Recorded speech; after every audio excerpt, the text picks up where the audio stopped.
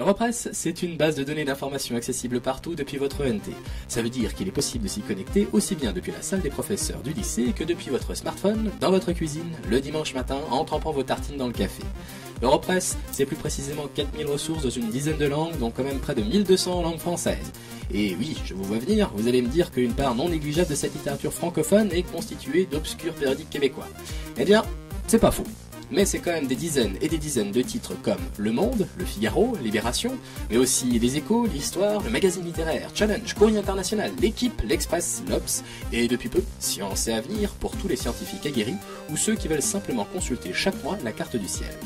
Oui, parce que Europress, c'est un bouquet de revues mis à jour régulièrement, toujours accessible partout, et surtout qui a l'avantage non négligeable d'être 2 fois moins cher que le total des abonnements papier cités précédemment. Pour l'utiliser, rien de plus simple, il y a 2 manières. La première d'abord, la recherche simple ou avancée dans une base de données, à l'aide de mots-clés ou de critères simples, période de la recherche ou type de ressources ciblées. Ainsi, vous pouvez chercher des documents dans la presse, mais aussi les archives de la télé ou la radio, les médias sociaux ou encore les études et les rapports. La deuxième méthode consiste à consulter l'espace PDF en choisissant l'édition du jour ou d'une autre date pour s'adonner au plaisir simple du feuilletage que le numérique n'a pas fait disparaître dans cette version d'Europress. Une dernière astuce pour les TPE, il peut être intéressant de proposer aux élèves une analyse sérielle de l'occurrence d'un terme ou du traitement d'une information.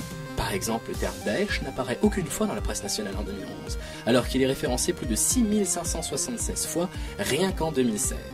Sur ces quelques conseils, je vous laisse surfer à votre guise dans l'information de qualité et surtout gratuite proposée par Europress. Quant à moi, je retourne à mes lectures sur la dernière console de Nintendo dévoilée la semaine dernière.